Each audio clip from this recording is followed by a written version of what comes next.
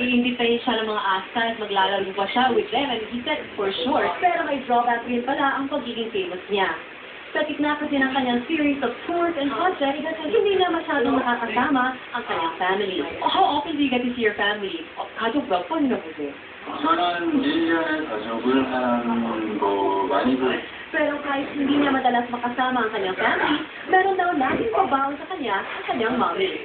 Is there anything special that your mom packs for you every time you go out of the country? 어머니께서 김치 정도는 Sinabi ni Kim Hyun-jung ang dahilan sa likod ng pagtulong niya sa organization na Aviatat House of Friendship na para sa single moms or unwed mothers. 무대에서만 노래하는 모습이고요. Gusto lang talaga ibalik niya ang pagmamahal na natatanggap niya from his fans here in the Philippines. Kaya niya ginagawa ito. Actually, narinig din niya na meron tayong kakulangan sa sex education dito sa Pilipinas. Kaya gusto niya rin tulungan yung mga single mothers out there. Grace Lee, updated sa showbiz happening.